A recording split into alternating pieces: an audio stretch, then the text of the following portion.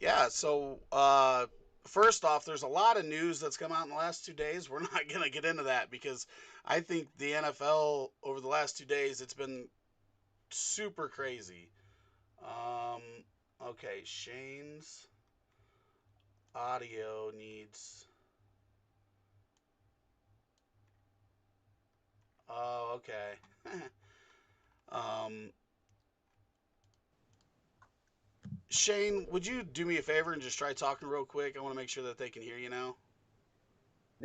Yeah, no, sure. Yeah, it's no, look, it's definitely been pretty busy. I think if we dive into those depths, then we'll be here all night talking about all the free agent moves and Let us know stuff. if that So sounds better for Shane, and Brad will probably sound better too. True story. True story. Yeah, there was a Yeah, lot that's I going don't on. think I've ever seen an yeah. NFL day as crazy as yesterday was. It was really fun. I'm glad that they're doing more trading and stuff. But when we first started talking about doing this episode, there were a lot of rumors that the draft was going to be postponed. We already know that they're not going to do the Bellagio Fountain extravaganza that they were going to do with boating people out and all that fun stuff that was going to be very interesting. But with the way this whole situation with coronavirus has went down, how do you think this is going to affect some of these rookies that aren't like that had work to do to get them some draft stock? Look, I definitely think that we'll see a slight shift in the draft, because of canceling some of the events. I think one of the big things is visits. Canceling those pre-draft visits with teams. There's a lot of teams that really use that to find the guys they want and identify those players, talk to them personally, work them out personally. Being in Pittsburgh, I know the Pittsburgh Steelers are very big on drafting guys they bring to the facility. They want to meet them. They want to work them out on their field. They want to go through that process. You're not able to this year, and you're going to have to kind of fly by the seat of your pants. I think, as you mentioned, maybe some of those non-combine invite guys that would for a pro day would run a little bit better.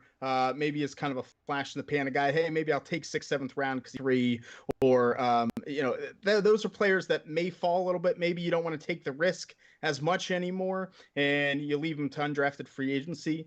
Is it going to have massive swings in anything? Probably not. Most teams have an idea of what their board will be, but it will help those players that played in all-star games. That played in the Senior Bowl, that played in the East West Shrine Game. And it's going to help those players that got that combine invite, that already got to have those meetings with teams in person, that got to work out in person. It's going to help those players, even if maybe a guy maybe would have went undrafted in a previous year that went to the combine. Maybe a team will take him in the seventh over a small school player that they're a little more unsure of. So I think we'll see it kind of in the late rounds, and I'm not sure if you really notice, but there definitely will be a difference. I think if we could take the two timelines and compare, if this had happened and not happened, I think the draft would be different. Yes. Yeah, it would definitely be interesting to have that alternate universe where we could see how it affected, but I guess we'll never truly know. Um, do you think that they will? I mean, I don't know if you even have a good answer for this, but do you think that if this continues on more than into maybe the mid part of April, that they would consider postponing the draft, or would that do more damage with the length of time before the season being shortened for them rookies to get ready? I honestly think if they didn't move the start of the year, if they didn't move free agency, they're probably not going to move the draft. It looks like there's a good chance that this will last, through April. But we're going to go back old school. We're going to go back to the 70s and have everyone just calling each other up. And now you have the internet to be able to do that a little bit easier and put in the card. It's it sucks. It's a bad situation, but it's kind of fun. I think it'll be kind of be fun to see. Teams are going to wheel and deal over Skype instead of being able to talk on a phone in the facility. Like it's not much of a difference for the teams. It's really the hoopla and the analyzation and all that. That's what's going out the door. So it's gonna feel like those old ESPN tapes of Mel Kiper when he still had all his hair, and we get to kind of go back old school. So I don't think they're gonna change it. It sucks for Vegas. I think we'll see a draft there again sooner rather than later. I think we'll see a Super Bowl there sooner rather than later to try to make up for it. But I don't think it's going to affect the draft, and I don't think they'll move it because, as you said, it'll mess up everything else too.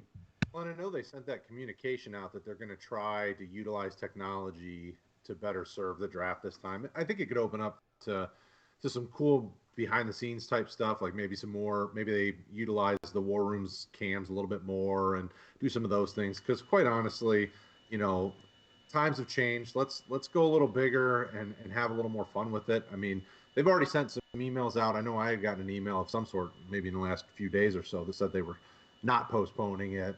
But, obviously you never know what's going to happen. But I think I'll be interested to see how they handle this curveball that's thrown their way, because the NFL doesn't like to change any faster than they have to. All right. So here's the meat of all this, the value.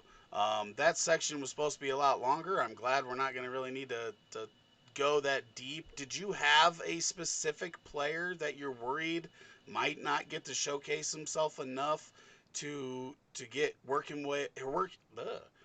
his way into a solid spot? Definitely a couple, later round, like I said, small school players that it worries me a little bit for. I think there are a couple quarterbacks kind of late that have gotten a little bit of buzz that maybe could use that pro day. Kevin Davidson from Princeton's a player that I think was on the bubble of getting drafted that I think would have really impressed teams with a pro day with interviews. That's probably not going to happen.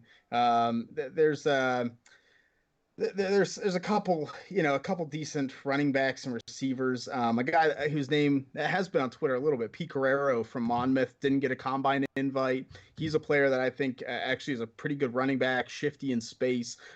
He's someone that I was really impressed with watching him. I think, hey, this is a guy that could make an NFL team. He's probably on the bubble being drafted. Maybe team shy away. Didn't get that combine invite. They didn't get to talk to him. Those are the guys that I'm looking at. From smaller schools that didn't get to go to the combine. It's like, man, they could really get kind of shafted. But at the same time, sometimes maybe that'll be a blessing in disguise, right? Sometimes being undrafted is better than going in the 7th, and you get to kind of pick your team and get a little bit of bidding war against you. So it's not the end of the world, but it's always nice, I think, for these players to get their names called, and I think there will be a couple guys that I fear this will change things for them. Absolutely agree with you there. I don't have any personal specific players. I'm not that deep, but Brad, did you have any? Well, I guess one I was going to ask Shane about that is a guy that didn't have a ton of production in college, but one that I like, Anthony McFarland from Maryland. He didn't get a ton of action in college. He was sitting behind guys like Ty Johnson who wound up being drafted and things like that. Is this process important for a guy like that who didn't have a ton of production, has maybe some tools or intangibles that might be interesting at the next level? What do you take on a guy like that?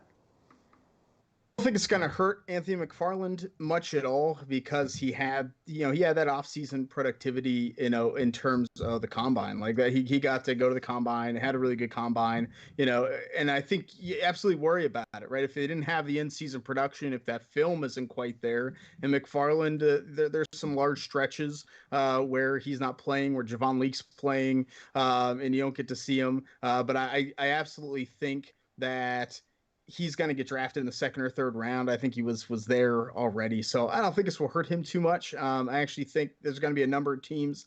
I've heard Kansas City's really interested in him. That want that pass catching, fast athletic running back, and are going to preference that over some of the production issues. So I have a feeling Anthony McFarland's going to be in that top 100 mix. Oh, wow, Brad. Well, for one, you're going to look really good if that happens because everybody told you were crazy. We both liked him, but Oh. you were a little bit higher on him than me. So I like hearing that because he did look good on tape, even though there wasn't a lot. I'm excited to see how that works out for him.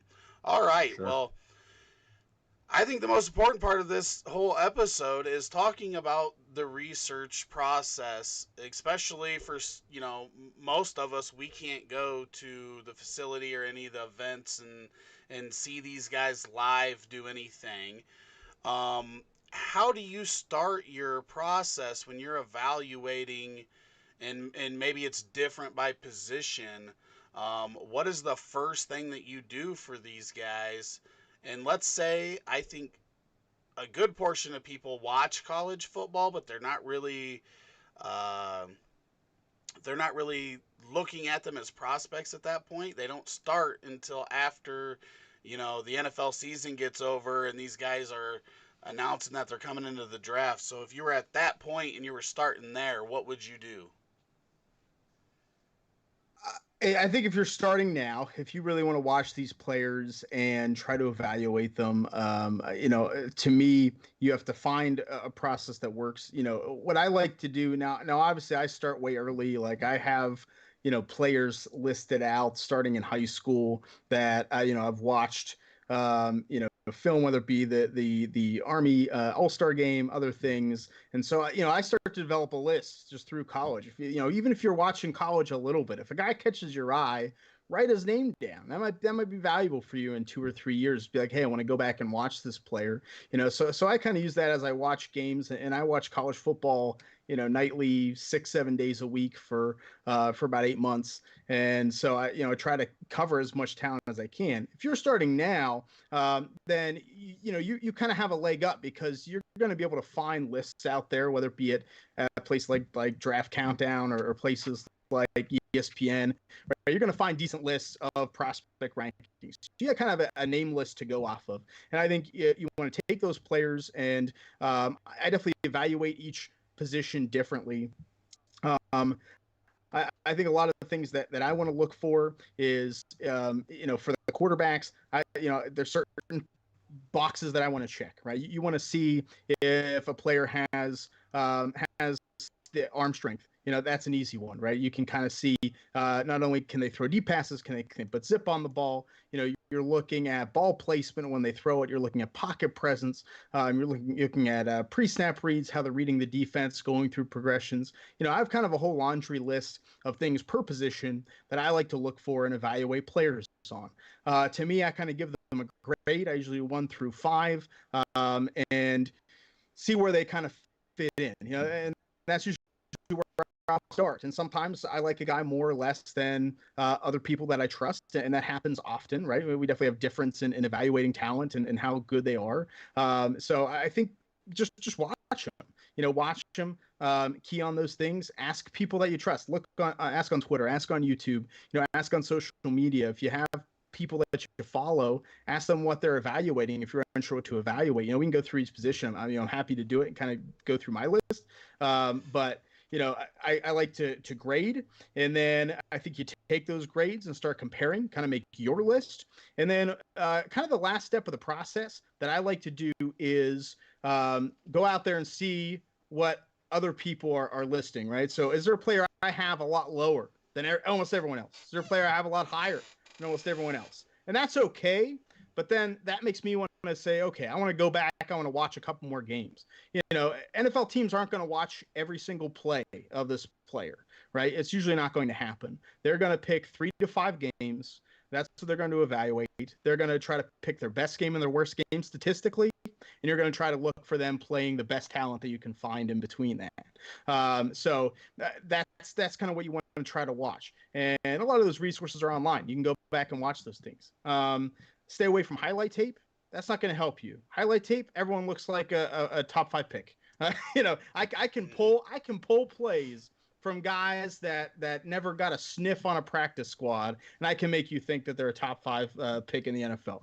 You can splice things together and make it work really well for you. Everyone has a couple good plays in college that you can string together, and if they don't, then they probably didn't play that much. That's what it is. So shy away from that. Try to find full games. Try to find cut-ups of games. A lot of people are out there doing it. I have a couple links that I can share. If people want to hit me up on Twitter, I can direct message you links to cut-ups, and you can try to watch kind of full games of players. But I think that's really important too.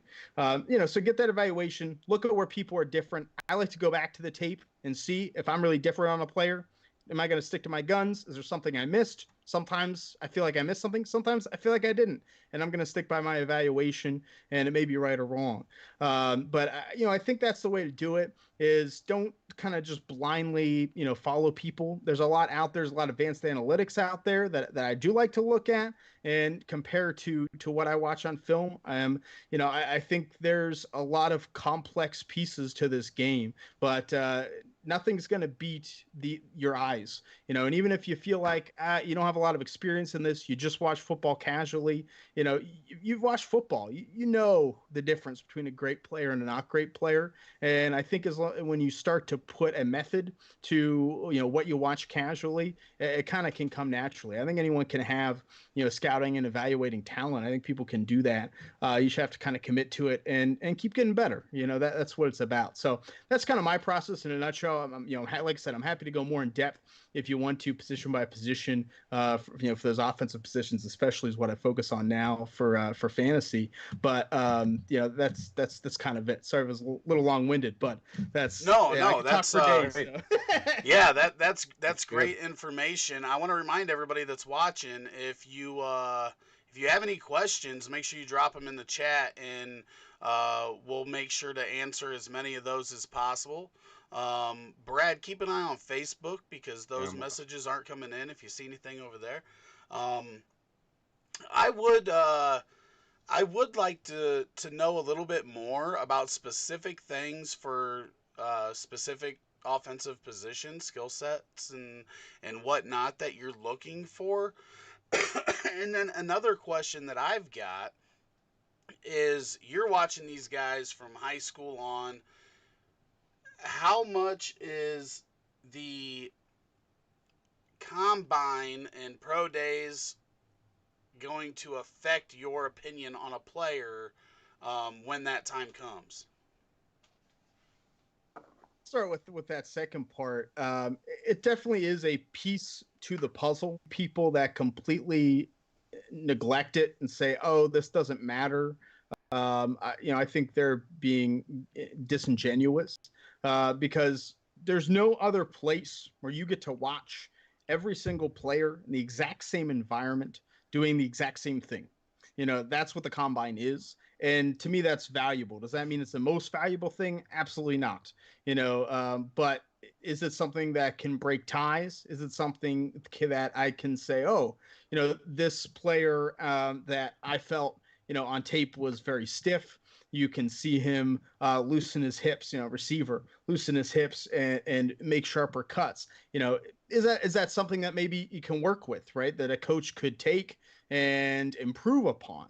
Now I have something that I can kind of use. So it might be a player I move up. Am I going to take a guy that I rated as a 6th rounder and move him into the 2nd? No, that's not going to happen. But could I move a guy from the 3rd to the 2nd? Absolutely. I think a round difference. I think 5 or 6 place difference definitely happens. The other thing is, maybe there's a player that I didn't evaluate much of, especially with pro days, a player that maybe I've watched 2 or 3 games. This guy isn't worth my time, pass him by. He puts up really lightning numbers. And now it's like, okay, I got to go back and watch this guy. So a lot of times it happens for me. Most of the combine guys, because when the list comes out, there's players I haven't hit as well as I want to, I'll go back and watch. But pro days, they're definitely can be some eye-popping numbers or small school players. Tape I gotta go find Colorado school mines, something like that. Mm-hmm. I gotta try to dig up somewhere and grainy film on the internet. But that's kind of what it is for me. So I think it's a piece of the puzzle. It's a piece where you get to connect. The other thing is, do the numbers match what I see on tape? If a guy runs a 40 time that's 0.2 slower than I predicted, then something's wrong, right? Something wrong with the 40 is something wrong with the tape. Let's go back and watch. And so I think a lot of times it tells you what to go back and look for confirmation, or not. So I do try to predict 40 times. Usually is I'll try to predict that, some of the shuttle stuff and the quickness stuff. I'll kind of look and compare it to some older times and see, but it's definitely not the be all end all. So yeah, that's what I think. I think combine, don't say it means nothing, but obviously it doesn't mean everything. And usually there's overreaction. And then the further we get away from it, the more things kind of settle back into to work out. Let me ask you this. Speaking of 40s, because I've always been a guy that, like, I think, the 40 times are grossly overrated because we don't see these guys running in straight lines when it comes to game time.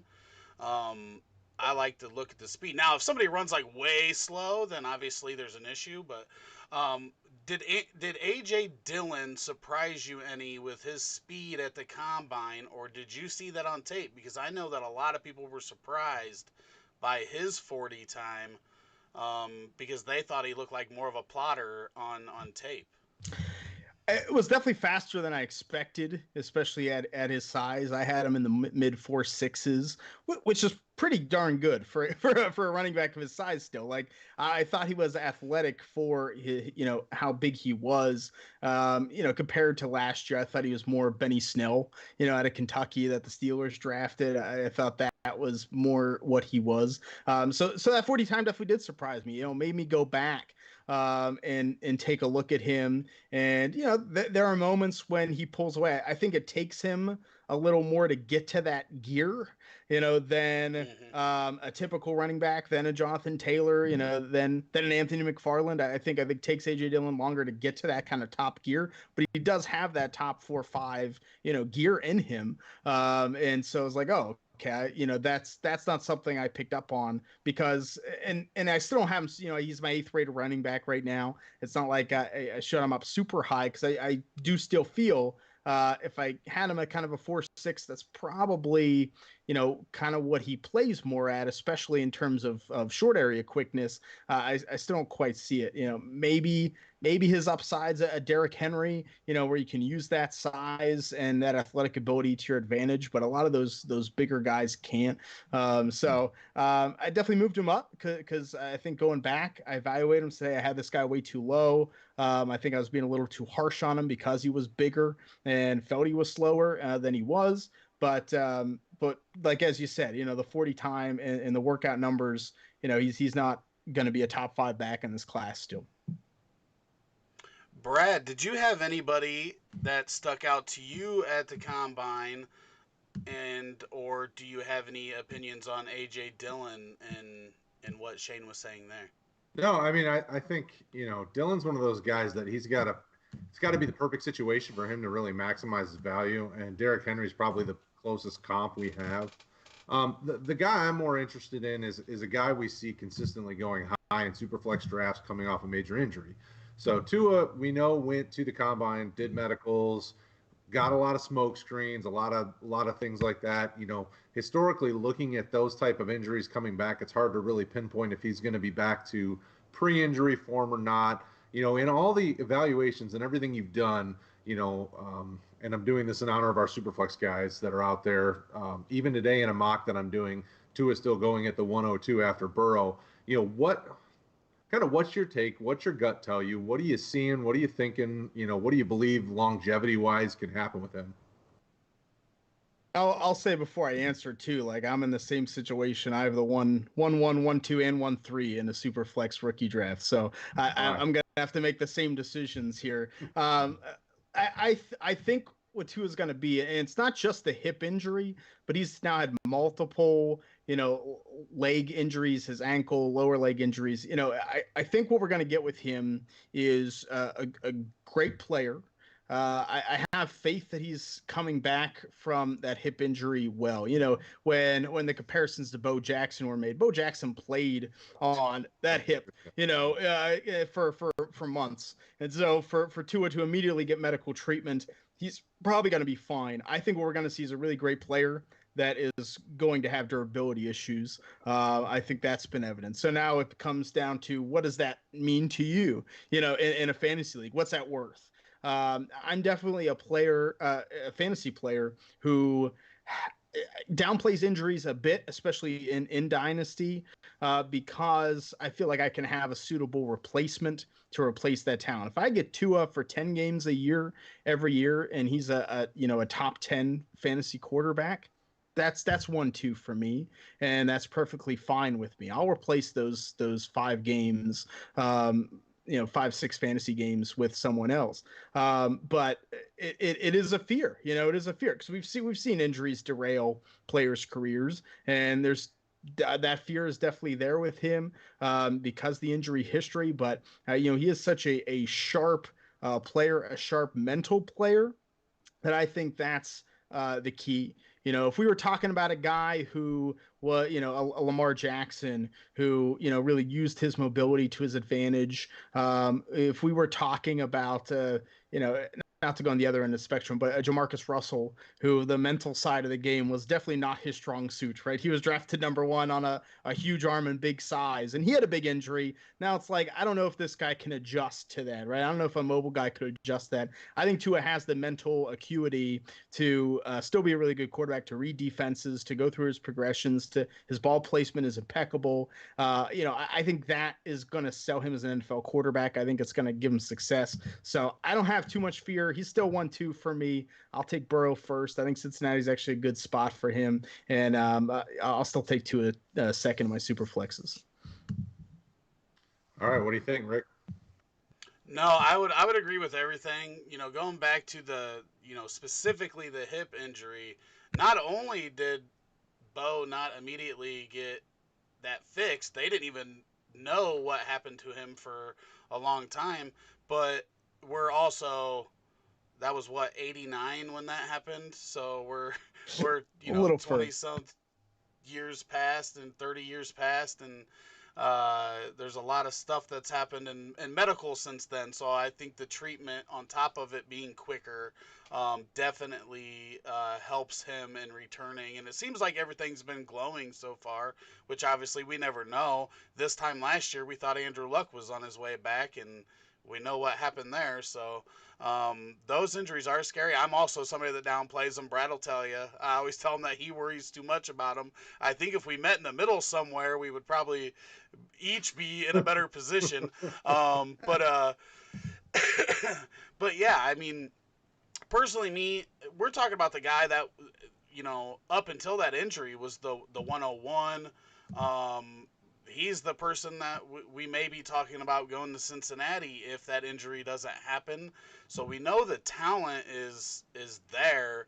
It's just, like you said, how often can he stay on the field? And hopefully he's one of those guys that has those injury concerns in college, but then for whatever reason he gets to the pros and stays healthy. Because I like the kid a lot, and I don't like very many of them Alabama guys, so I would like to see him come back strong and do well. All right, why don't we go position by position, and I'll let you pick which position you want to talk about first, but we can talk a little bit about your process for that position, and then we can talk about some of these 2020 players and kind of your rankings of where you've got these guys all at once. And I'll let you go ahead. Which position do you want to talk about first? Sure. I mean, we can stick with quarterbacks, since we were talking about Tua. Quarterback's complex. It's very difficult to evaluate. I would not call myself a great quarterback evaluator. I try to keep improving, but it's tough to do because there's so much that goes into it. For me, I kind of look at some of the core mental and physical aspects of the game. So I'll grade a player on their arm strength, and that's, once again, not only deep passes, but how quick what's the velocity on the ball? How quick does it get to the receiver's hands? I think that's very important. That's something that Joe Burrow, I actually have him rated fairly low on. I don't think he has great arm strength, but it's not the be all end all in the NFL. But it's a really nice thing to have in today's NFL. I look at accuracy / ball placement. So not only can you throw the ball to the receiver, but can you put it in a place where the receiver can catch it easily, where the receiver can catch and run with the ball. That's something that Burrow does beautifully. Right. And one of the best that I've evaluated since Andrew Luck in terms of ball placement. So that's important for me. Another is progression. And can you go from a first read to a second read to a third read? When does a quarterback switch to that dump off, hot route? When do they just dump it off to the running back and tight end? I want to see a quarterback go through progressions, try to find that open receiver. Sometimes it's really tough in college. Take a guy like Jalen Hurts, who didn't have to do that. He was asked kind of 1-2 hot. That was really his reads. So that sometimes it's tough to evaluate. I may have a lower rating on a guy. Doesn't mean they can't do it, but I haven't seen them do it. The other thing is reading the defense, pre-snap reads. Are they able to read what the defense is going to do and adjust the play? Two guys that actually rated really high at this last year was Gardner Minshew, and this year's Anthony Gordon, both out of Washington State. Mike Leach's offense is all about reading a defense and picking a play. They both are really, really good at it. It's why Gardner Minshew kind of had some success despite being a late round pick. He rated pretty low on the other things for me, but he could do that really well. And then, mobility in the pocket awareness. Can you feel a rush coming? How do you sidestep that? How do you get away from a pass rush when it's in your face? Are you able to still throw under pressure? Once again, going back to Burrow, obviously my quarterback one, that's something. He's one of the best I've ever graded in terms of pocket awareness. So, those are kind of the primary things that I evaluate for quarterbacks. And there's a lot more that goes into it. We look at like FBI, football intelligence, and a lot of that is encapsulated in some of the other things that I mentioned. But those are kind of things that I'll grade. And, the things that I can't grade, intangibles, that's a big part of this quarterback position. I'm not privy to how these guys are in the locker room or as leaders. And then medical, I generally stay away from. I'll include it in my rankings where it sees fit. That's why I have Tua below Joe Burrow. But ultimately, I don't know the exact medical diagnosis of players, and that's something that when you see a guy drop really far in the draft, it's usually intangible character or it's medical things that we as the public don't really know. It's real funny that you say that, because when I don't know if you've watched our videos on YouTube, but when we were trying to figure out exactly how to rate these guys and what to rate them on, leadership came up, character came up, but I said, there's no way we can rate that and put it out there with me being comfortable, because for one, it very rarely comes out that. It's mostly in the house that talk, unless you're like in the know, and you got to be in the right spot to know what that stuff is. So I think it's real funny that you brought that up, because we don't know which of these guys are going to be great leaders in the NFL. Unless they've had substantial trouble in college, we don't know whether there's character issues there, and that's the kind of, for me, the fun dynamic for Dynasty Fantasy Football is that we know when we're drafting these guys that there are some things that are major things that we don't know about. Why is it that Dorial Green Beckham wasn't good? Was it because he was lazy? Was it because he just, it's such a great, it makes it so fun, but I'm glad that you brought that up. So, Brad, do you have anything to add to that? Well, I was going to say, we do have one quarterback-related question if you want to take it now or if you just want to wait till later. Totally up to you guys. We can go ahead and take that one now, but we'll save the questions after each position if they ask one for it from going forward. But what do you got? Our boy Paul over on Facebook has a 2021 quarterback-related question for Shane. What do you think of Brock Purdy? Is he QB2 behind Fabio? Look, I think Brock Purdy is a good quarterback. He is not QB2 at this point. I think we have a really good quarterback class next year. I'd put Justin Fields out of Ohio State above him. I'd even put, and I have Purdy over at draftsite.com. I have my mock draft. I have him in the late first round. Look, I think he's a player that has a pretty good arm strength, is decent in the pocket. One of the things with him that I worry about is he's definitely mistake prone. If you look at a guy like Jordan Love in this year's draft, threw a lot of interceptions, and Purdy is not that bad, but he sometimes will make some really bad throws, really bad reads, bad choices. So in terms of going through progressions and deciding when to release that football, I think that's where Brock Purdy, I want to see some advancement from him. And now he's dealt with a bad offensive line, and his pocket awareness could be better too. But I think he's a player that has the arm strength. He has the ball placement. He has the experience. He has the stats. He's played against some good competition and dominated some good competition. I think first round is a real possibility for him. Very interesting, especially for somebody like me that's not looking that far ahead yet. And I think this is actually going to be the first year where I pay more attention to college and I try to get this process started earlier. Yeah, great stuff there. We know that Burrow's your 1, Tua's your 2. Is Herbert your 3? Herbert is my 3 right now. I feel fairly comfortable with him there. I know a lot of people kind of want to poo-poo and shove him down.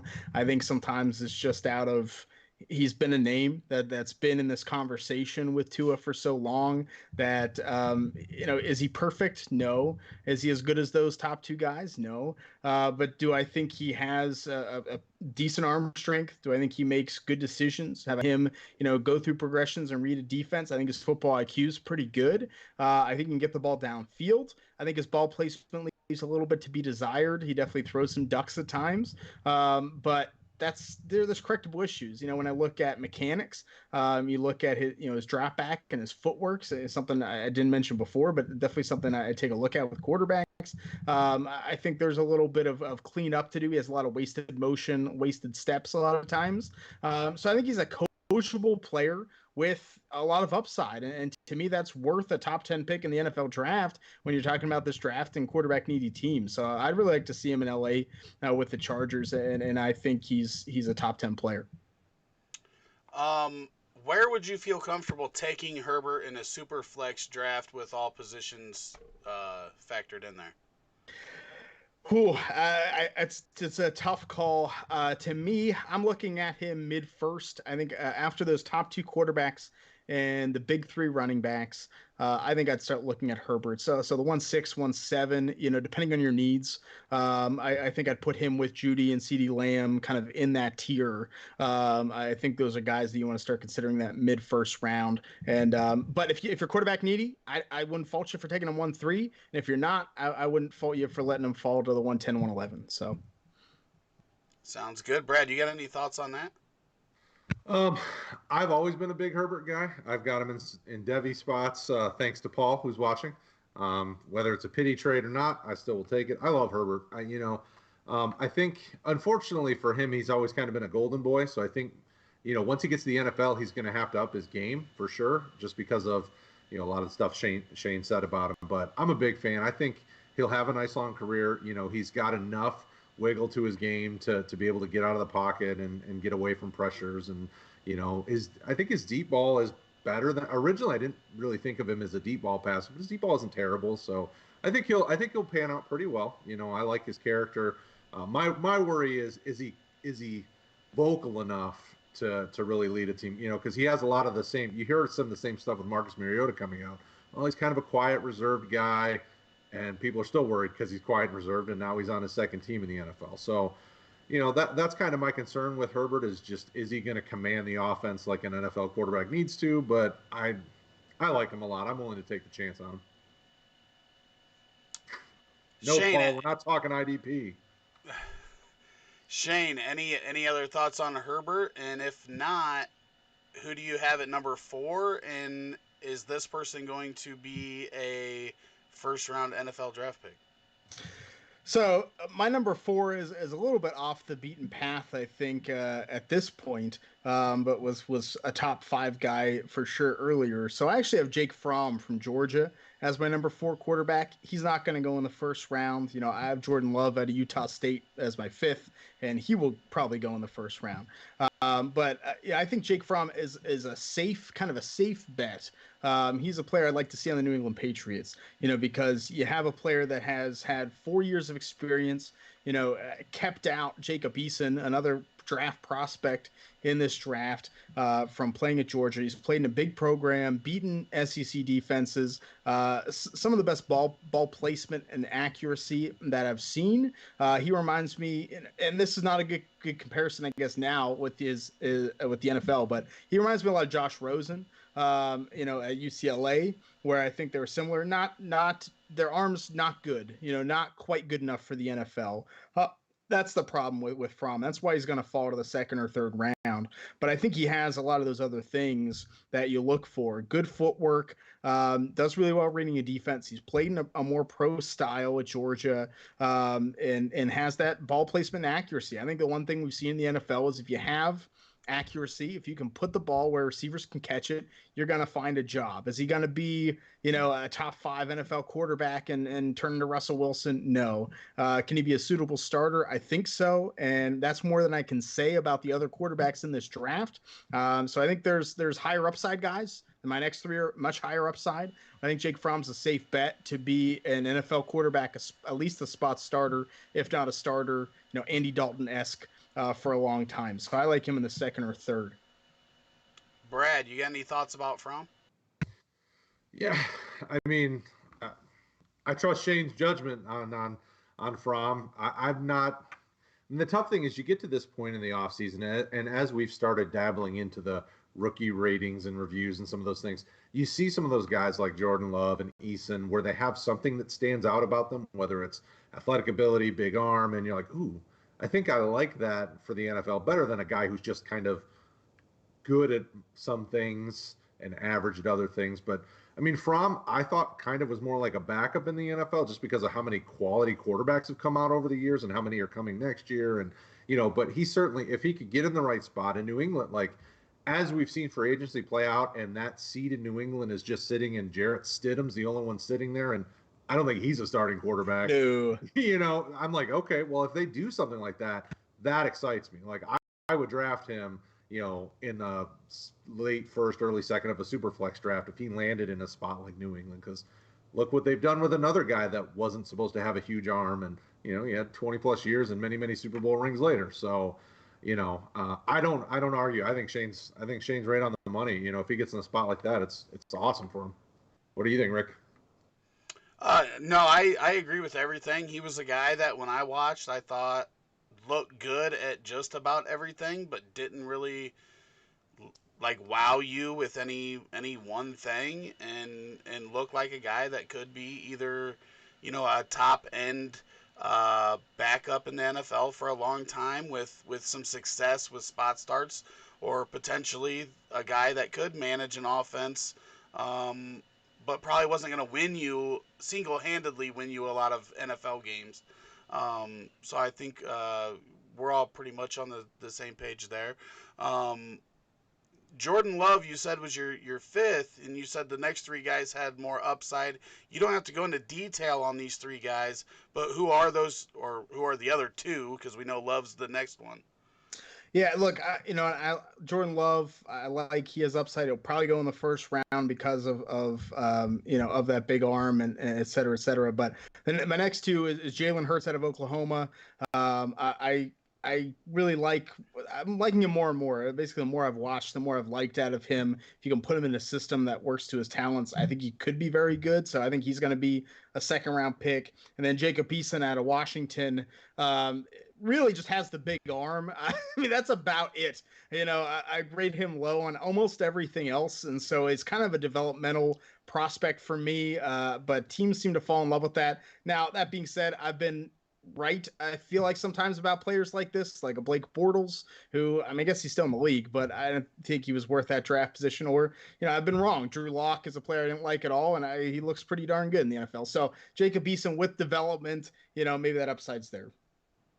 He gave me very much like a Zach Mettenberger vibe. Like Eason just Yeah. seems like he's all arm, and that's really it. And that doesn't excite me at all.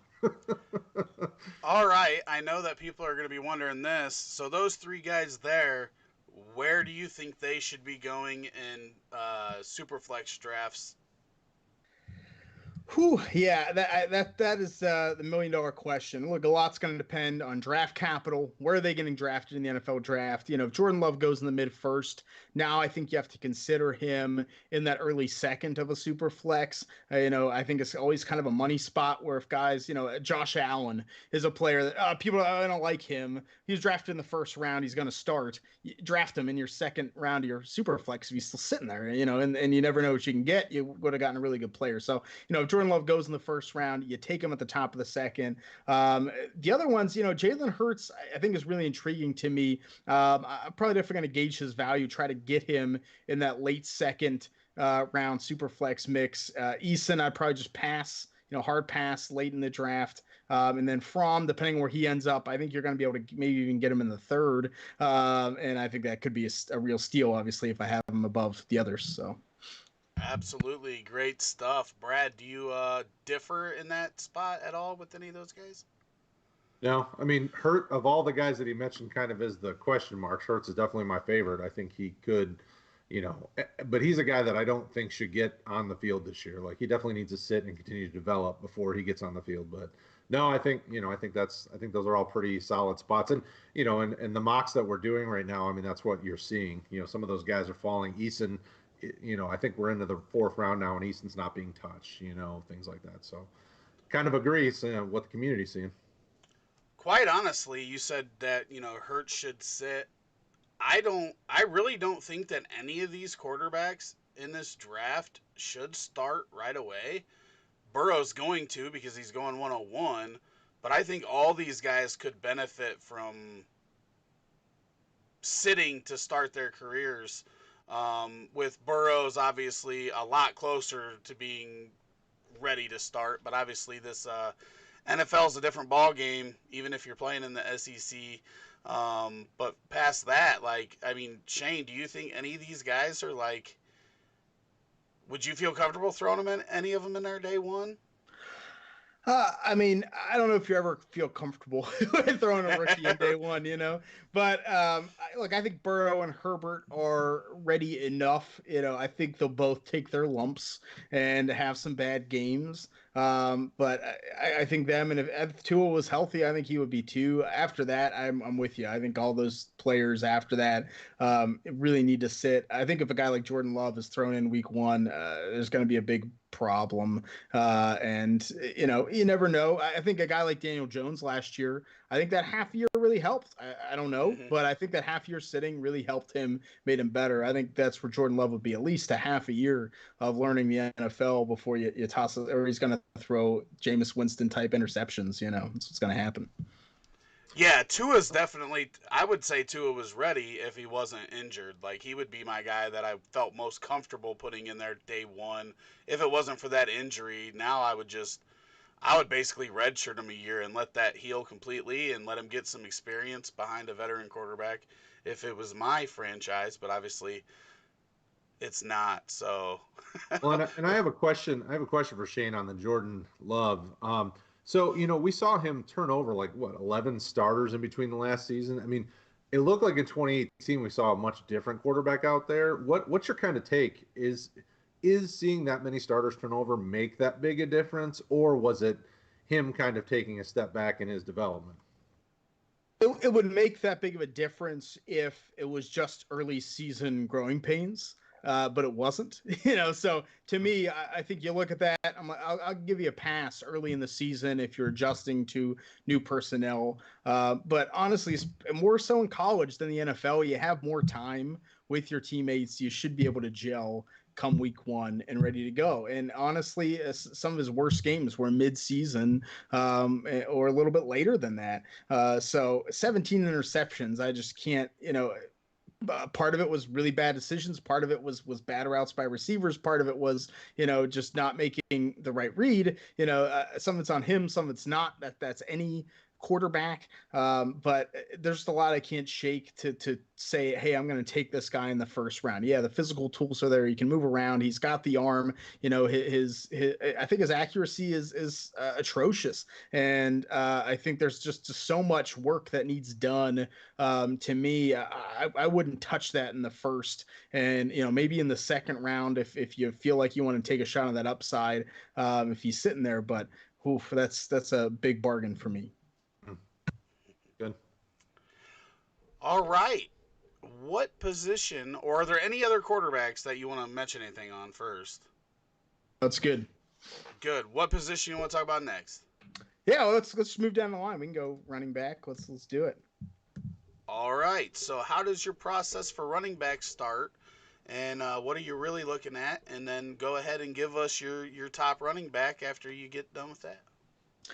So running backs are really fun to evaluate. I love evaluating running backs because there are a lot of factors, but you do get to see these players work in space. So for me, I'm looking at vision, and usually with that, it's kind of instincts, right? When you see holes open up, how are these running backs, adjusting? Are they seeing where that hole is? Are they making the adjustment instinctually, moving to where the hole is to get to that second level? That's really important. If you can't do that, you're not going to make it in the NFL. I definitely look at short area quickness. Can you evade tacklers? Can you run guys over? When you're in kind of a small space, when you're kind of in that phone booth in the line, can you get to that second level while a linebacker's coming at you? Can you make them miss and see what's happening? So that's big. And then can you do that in space? What happens when you have the ball in the flat or you're running an outside zone? What's going to a stretch play? What's going to happen with that? So I definitely look at that. I want to see that long speed. Can you break away? Do you have that second gear? That's pretty low on my list, but I think it's something that is necessary to some extent. And explosion. How quickly do you get from ball in hand to line of scrimmage? I think that's extremely important in the NFL. So when we're talking about 40 times, hey, what's that 10-yard split? Because that's how fast you're running to the line and through the line to the next level. Receiving ability in the NFL, it's almost required at this point to have some type of receiving ability. Can you catch the ball? Can you secure the ball? How quickly do you adjust from catching to becoming running back again and doing things out in space? Blocking ability, another thing that's kind of required to have a little bit of blocking ability for your quarterback, not getting your quarterback killed. That's important to me as well. And then just general football IQ. Are you reading the defense before the play? Do you know when defenses are shifting, what they're doing? And I think we have some players with high football IQs and some with low football IQs in this draft. So there's a lot of elements, but I think it is. So yeah, sometimes the offensive line is a big impact on some of these. That's something you have to evaluate. But more so than the quarterbacks, I think you can get a good evaluation on a lot of these attributes. Brad, any thoughts there? I'm just in awe. Just taking notes as he's talking. This is good stuff. As you talk about some of these things, so give us some ideas of who are some of these guys with high football IQs and low football IQs, and how does that equate to where you put them in your kind of fantasy rankings when you're drafting them?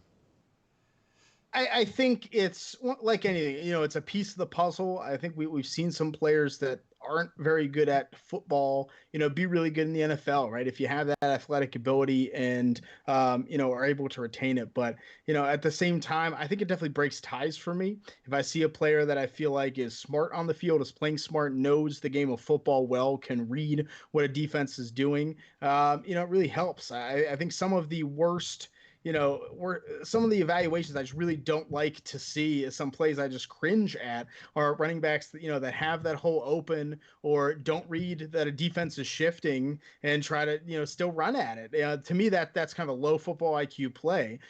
And you look at the top three running backs in this draft, I dubbed them the big three. They all are really, really good at it. And you see them make adjustments to the run play and where they want to run and where they want to attack almost before they get the ball in their hands. And that's high football IQ to me. And I think it is almost more important when the game gets faster in the NFL that you can make those reads quickly, because if not, you'll be on the bench real quick. Mhm. So if not, you'll be Kalen Balazs. There's a great example. That's a great example. Oh, he's so good. So what's your order in Big Three? So if you're in a one QB league, these guys are probably your top, top few picks. What's your order of these three running backs? Jonathan Taylor's my number one. He's been my number one since October of 2017. So I have had him since he was a freshman as my number one running back in this class, and it has not changed. It has not wavered.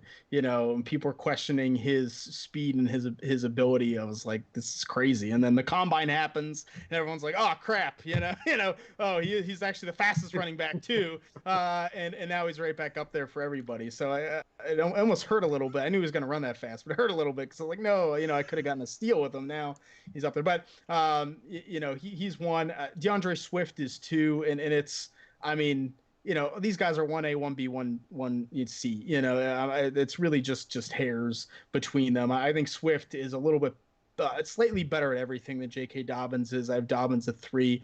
I think Swift's a little bit better receiver, is a little bit better at the deep speed, and stays healthy. I think there's a little more short area quickness, but Dobbins is exceptional as well. I think all three should be the top 3 picks in rookie drafts. A non-super flex, obviously, should be the top 3 picks. And honestly, situation and draft capital could end up being the difference on who goes first. I'm probably going to still lean Taylor almost no matter what, but if you have a Darrell Henderson situation, it's going to be really tough to pull that trigger. And I probably would take DeAndre Swift on the Dolphins instead. So that's what it's going to depend on. That's good. Rick, what do you think?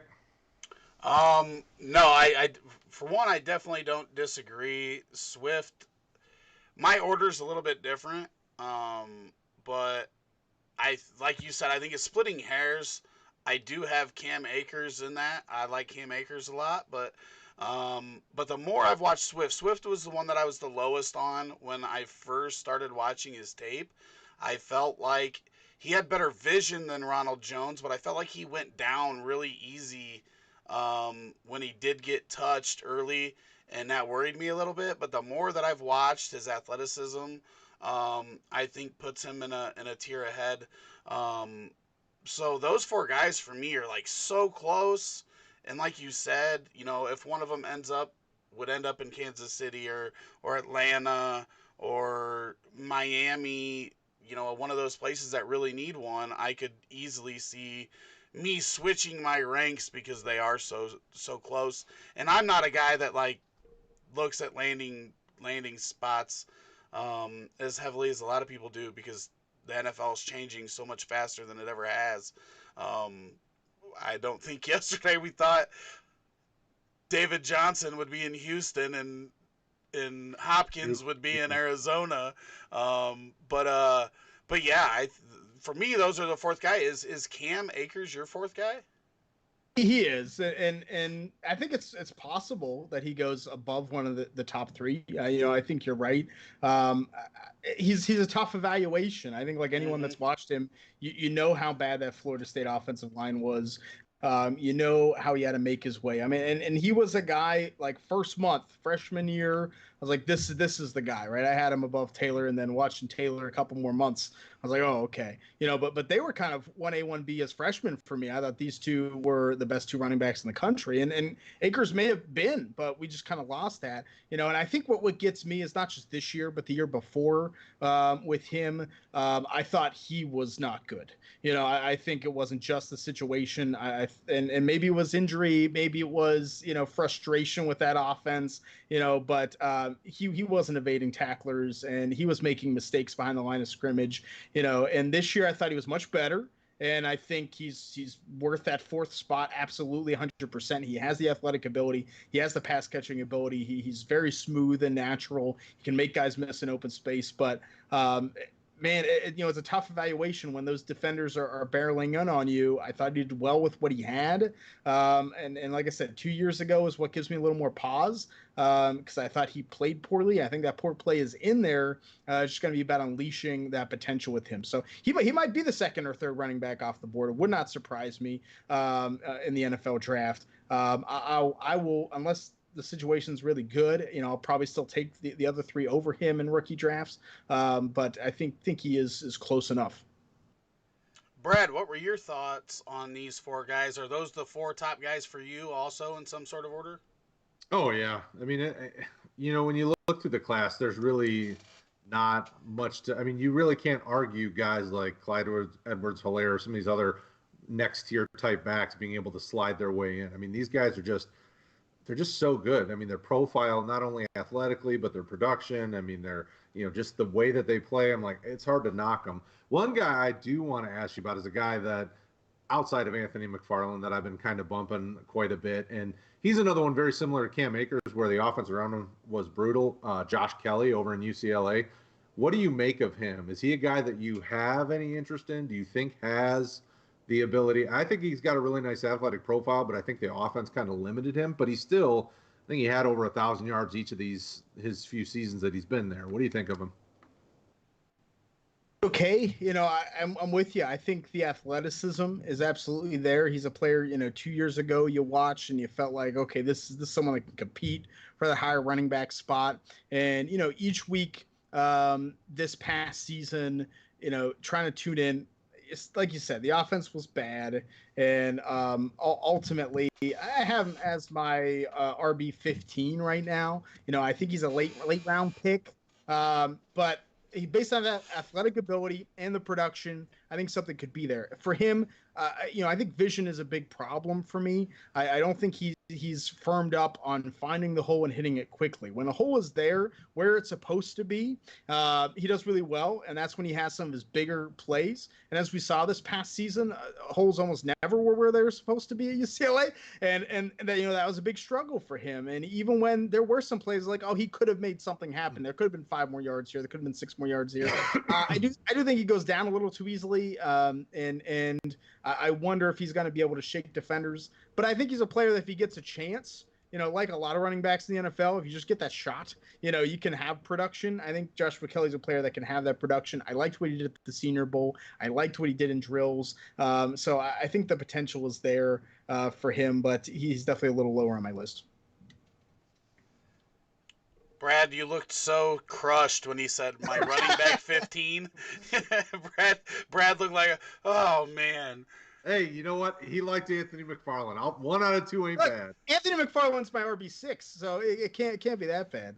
Okay, so we know your RB6 with McFarland and your RB8, I think you said, with A.J. Dillon. Who do we have at 5 and who do we have at 7?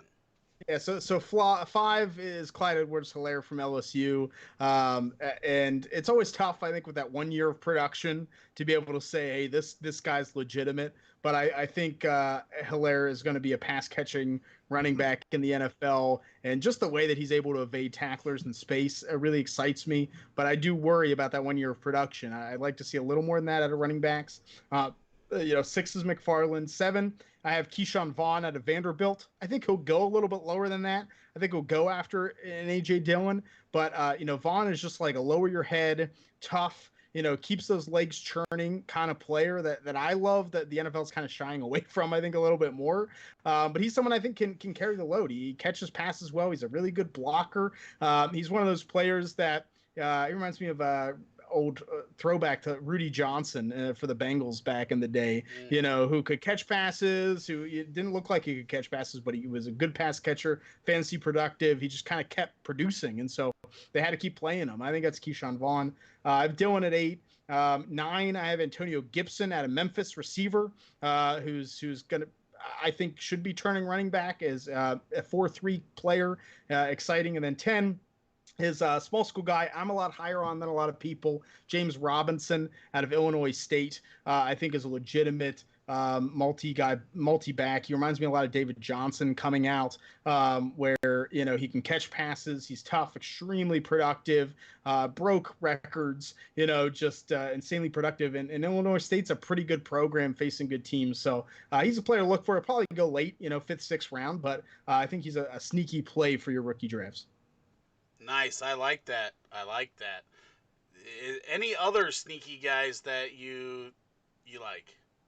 No, one guy left out, Zach Moss. I have 11. I definitely lowered him after the combine. I really expected a better athletic profile, so he dropped a couple spots. But the other Maryland guy, Javon Leake, he's my RB17, but he's a player I think is another like sneaky good athletic player that has a lot of upside. So if he ends up going higher than people think, I think he's another kind of sleeper running back you can take a look at. Brad, you got any thoughts on all of that? No, although he mentioned a guy after Josh Kelly, so hey, I'll take it. I figured Brad's like, I want to put CEH at 15 and move Josh Kelly up. The tough thing for me is like I like Clyde Edwards-Helaire, and he's going to get a lot of passes. It's hard for me to like him as much as I like some of these other guys. These bigger backs that I know can handle the workload. Have had multiple years of success. So that's. What you say, I completely agree with, Shane. When Austin Eckler is an RB1 in fantasy, I think we can throw that out the window. I have to make that adjustment. Like a Keyshawn Vaughn is a player I like, but he's not really built for today's NFL. Is he really gonna? Do we need a workhorse running back with him? No. Someone would probably rather throw in CEH or throw in an Antonio Gibson, and that might end up getting Anthony McFarland and get that fantasy production rather than have that workhorse. And I think that's a tough adjustment for me to make. I think for any fantasy player to make, we have to start thinking of that too. Sure. Oh, absolutely. Okay, so I had a guy I wanted to know, since you've been doing this for so long, how did you rate Ronald Jones when he was coming out? I rated him pretty well. I have to go back and look, but I was a fan. I definitely had him, in my top, 5 or 6 running backs in that class. I felt like he kind of what he did at Tampa this past year is what I felt. This is the guy that can catch passes. That's very good. He's not an elite talent at short area quickness and making guys miss, but he's a player with some deep speed. I thought he would be better between the tackles. I absolutely did. That's why I had him rated as highly as he did. And that rookie year, it really deflates you when you have that guy rated highly and he just doesn't get on the field. And he gets negative points. Stinks when he does, and you're like, oh my God, what did I do? But he's a player I still think could end up being pretty good. But the problem is Tampa Bay is probably going to look to upgrade, right, or put someone with him to complement him, and that's going to be tough. It's going to be tough to come back from. So I had him much higher than he was worth after that first year. I'll say that, and had him. I didn't have him on a ton of fantasy teams, but I definitely drafted him a couple dynasties, and luckily held because that value was so low. Yeah, I was surprised in retrospect. I just did a little blurb on him for the site a couple days ago and was like, oh, I didn't realize he had over 1,000 total yards last year. Just watching, I didn't have any shares of him last year, so when I went back and looked and saw he actually had okay production, I was like, well, maybe Tampa Bay keeps him as a combo with somebody. They go draft somebody or they sign a guy or something, and that can be a 1-2 punch and still have some fantasy value, but I was pleasantly surprised. As bad as he was in his rookie year, he wasn't nearly as bad. He just couldn't stay, up when somebody hit him. So, my issue with his last year was just that so much of his production came on his top 10% of runs, and the other 90% of his runs a lot of them were very bad, very bad. But yeah, I was just wondering because I was a guy that wasn't very high on him, but I know he was a very divisive running back prospect. People either liked him a lot or they hated him. And actually, when you say that he was like your number 5 in that class, you're kind of in the middle there. And yeah. I wasn't really expecting that because it's been one of the two extremes with everybody. Yeah, I looked it up. I had him RB5 behind Barkley, Chubb, Geis, and Penny, just ahead of Sonny Michel. So It's not ideal, but it's the pros don't even get it right. I mean, look at Rashad Penny. I mean, he was the first one taken or after Barkley. yeah, crazy, right? Yep. All right. Do we have any more running backs that we want to talk about, or we want to get into receivers? It's good for me. We can keep it going. All right. So, what are you looking at receiver in this 2020 class? Look, at receiver, to me, there's a lot of evaluations. It's something that I feel like I do a good job of evaluating. It's what I attempted to play in high school and failed miserably. But it's definitely a position that I like to watch. It's hard with the TV film sometimes to see everything. I try to get all 22 when I can because that gives you a bigger idea. Before receiver, the first thing I look at is that quickness and burst off the line of scrimmage. How explosive are these players? It's the first two steps are super important in a receiver's route. If a corner or defender is jamming them, can they get off that jam quickly? It doesn't always happen in college. It's something that you may not be able to evaluate. I think it's why some receivers bust that we don't expect to. But what are those first two steps like? How explosive are they? Can you get off that jam? I look at route running ability. Do they have a full route tree? We have some guys in this class that have a limited route tree that ran 9 routes down the field, just ran them straight, and that was what they did. You have guys that run underneath stuff, run screens, and that's about it. Are you running a crossing route? Are you running an out route? Can you run a good slant? And kind of with that is the technique and footwork. Do we have wasted steps in motion? Basically, when you're going to cut in your route, are you selling that? Is it a one-step cut and you can make that cut quickly? The defender is not going to know the difference between you making a cut and not. That's something that is important. Speed and athleticism obviously is a big step. How can you beat a guy one-on-one? Can you beat a guy deep? Hands and catch technique. Are you using your hands? It makes me so angry when I just see receivers catching the ball with their body every single play. I can't stand it. And there's some prospects I have lower than a lot of people that I feel like are body catchers sometimes, more often than not. It just gets me. And then I think you'll look for a little bit more of the kind of finesse things, double moves, some of the use of the head. How do you fool defenders, essentially? Something and then contested catching is the other one.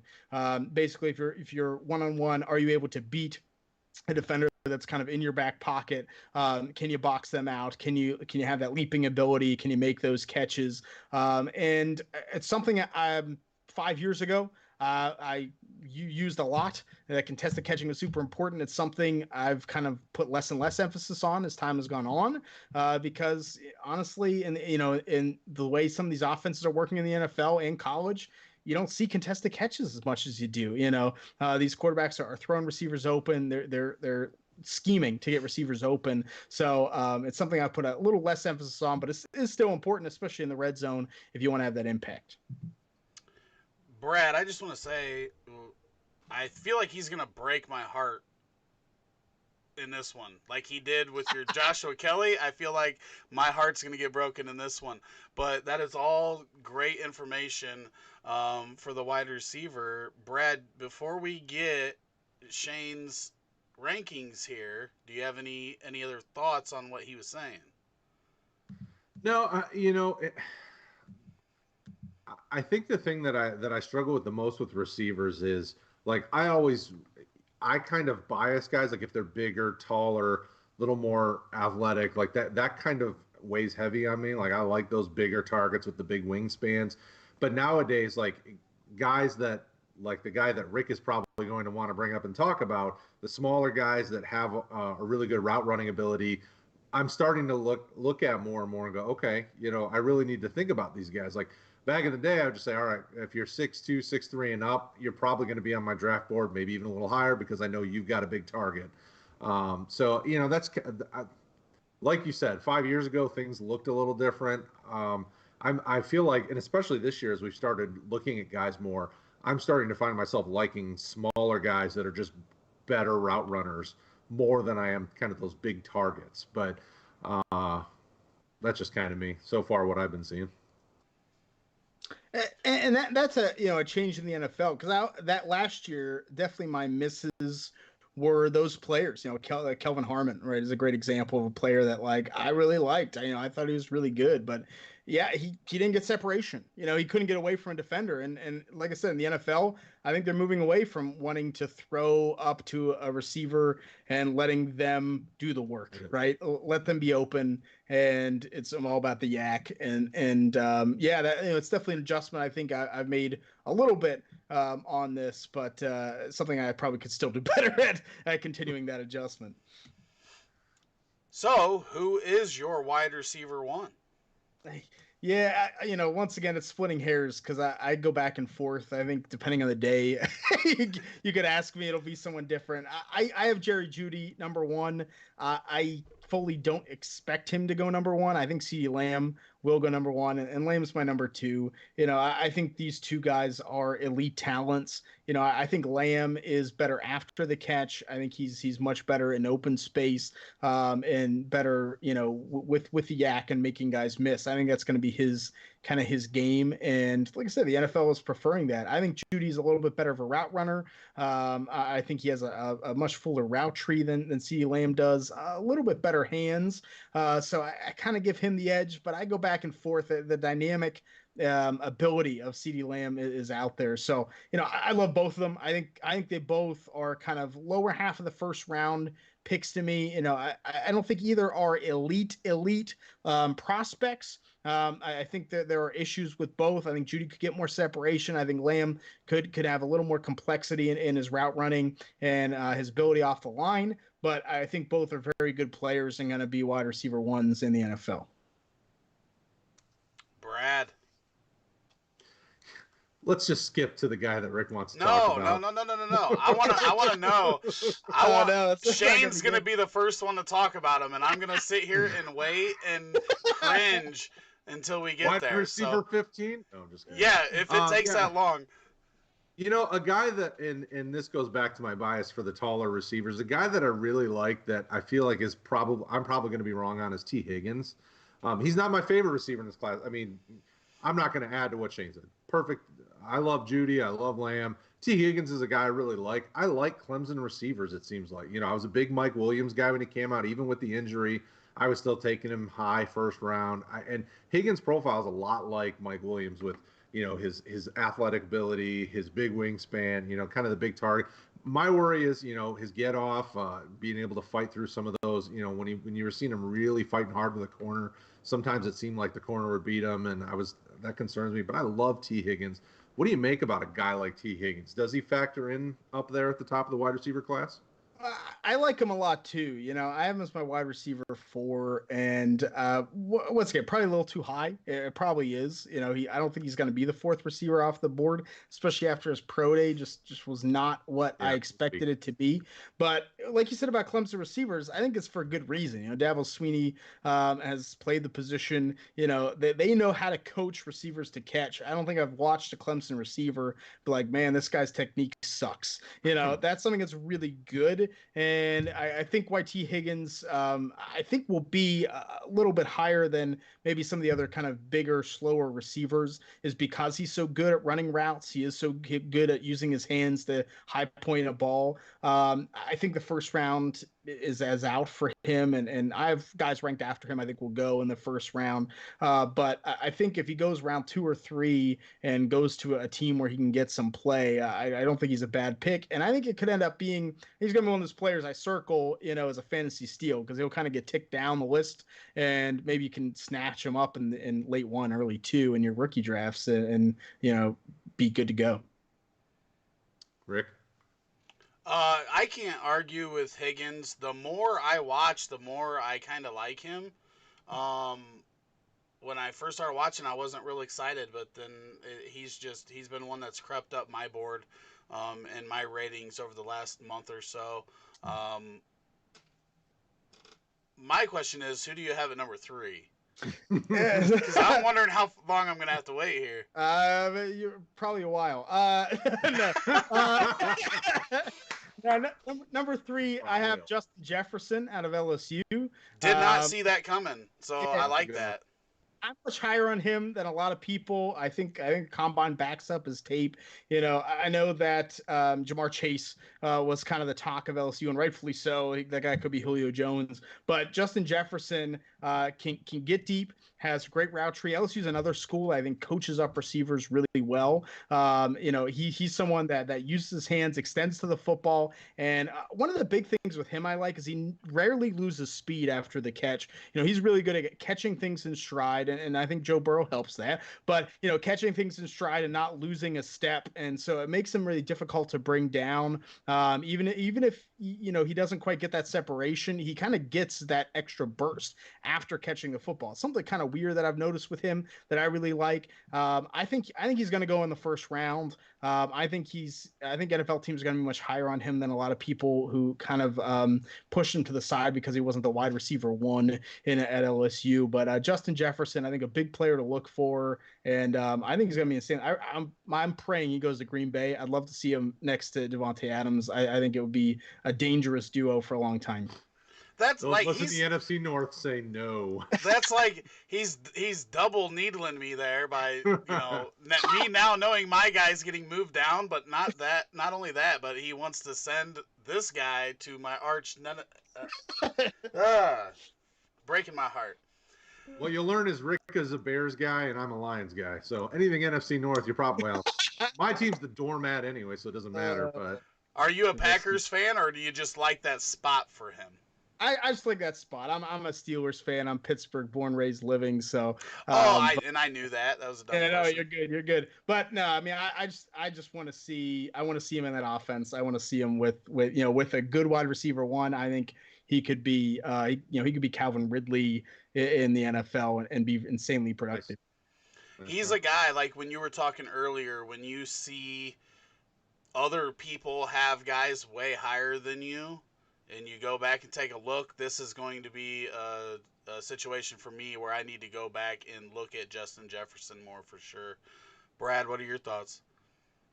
Yeah, I don't have him at number 3 for sure, but he's a guy that I think has a lot of upside. I mean, the tough thing is, that LSU offense was so potent. There's just so many options there. I mean, you even, which I think also hurt a guy like Thaddeus Moss. I mean, there's just so many targets, and he just doesn't stand out to get those targets. So Justin Jefferson should easily slide in and be a startable receiver on a team that, that has a nice number one. And, I love the Ridley. I didn't really think about it in that dynamic, but that would be perfect. I mean, he could easily be a rookie that produces, 700-800 yards and 10 touchdowns if he's got a good number one with him.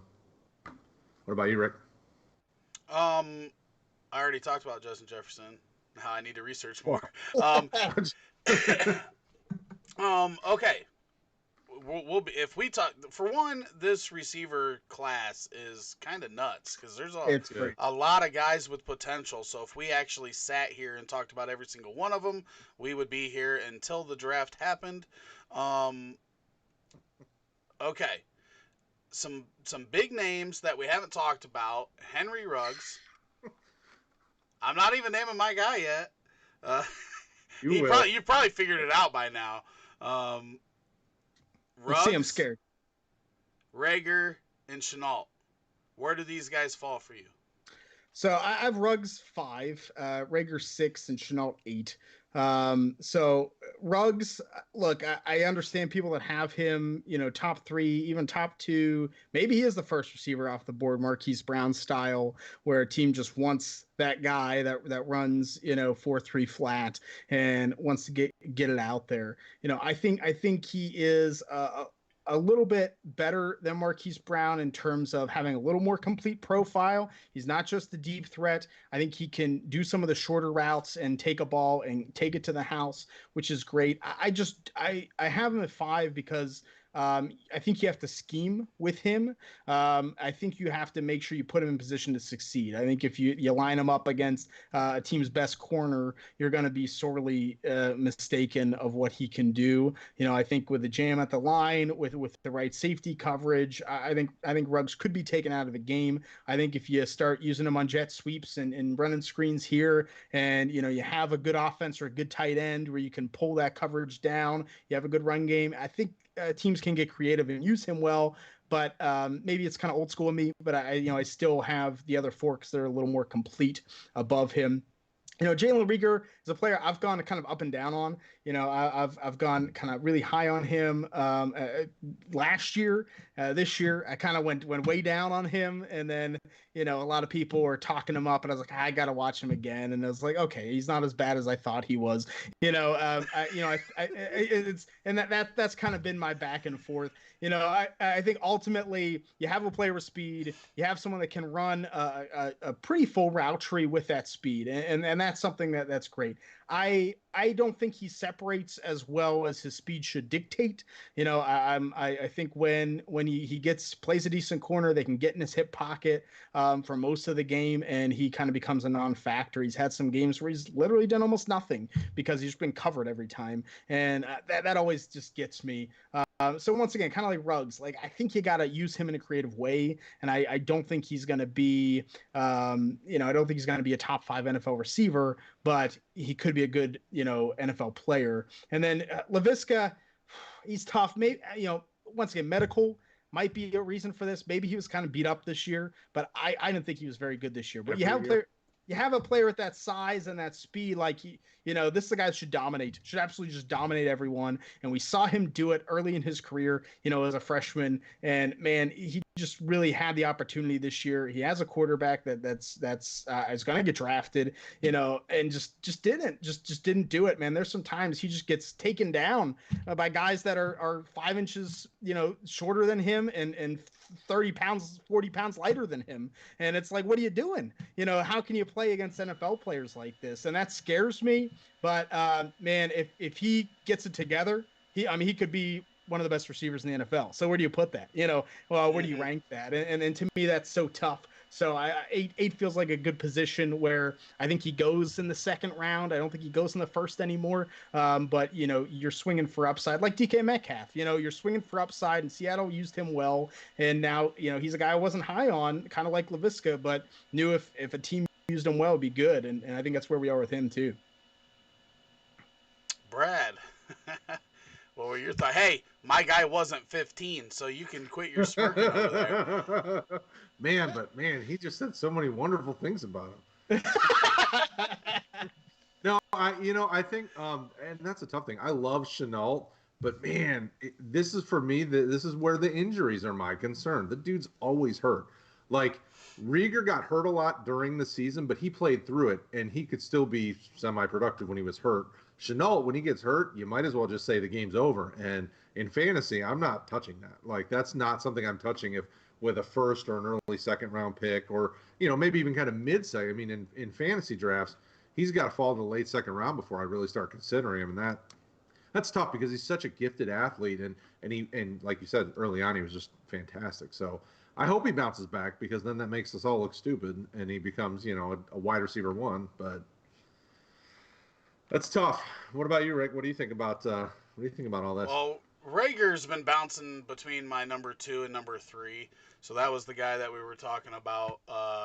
I've liked him a lot the whole time, but I have Judy first. I personally put a big emphasis on route running. I feel like if you are a good route runner, it makes up for a lot of the other deficiencies if you're not the best athlete. I mean, we can look at our Cooper Kupps of the world, even Calvin Ridley. Like, he's a good athlete, but he's not a great athlete. But the route running and gaining that separation is always going to be a deciding factor when I have guys close.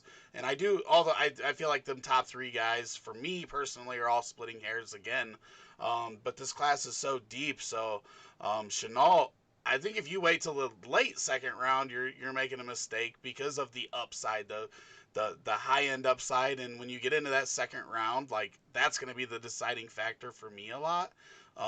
Is which guy has the most upside.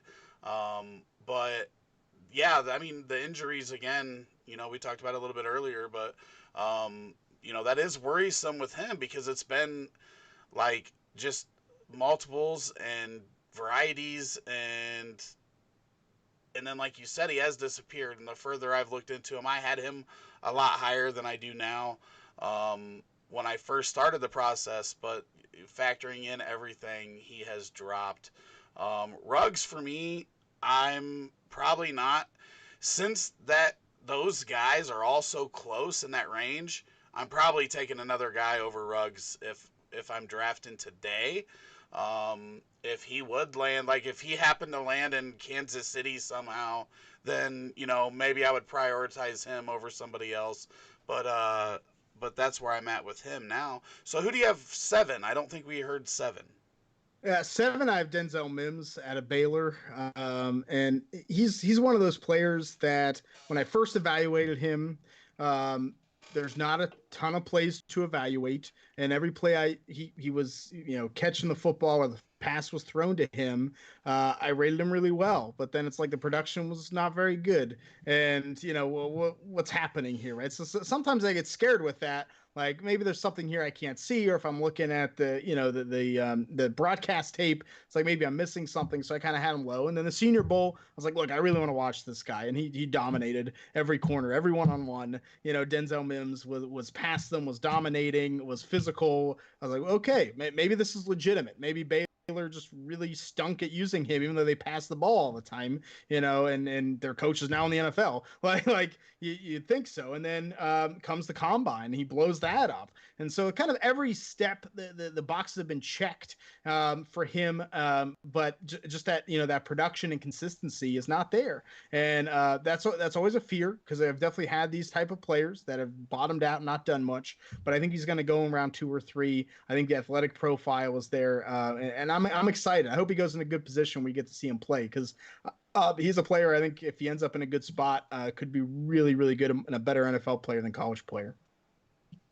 I would have to agree on like almost every point because when I went back and looked at him, I thought the same thing. Like there's a lot of good things, a lot of things that look really well, but I feel like there's still a track that he has to be on track, and it has to work out almost perfect for him to hit the top end of what looks like his potential.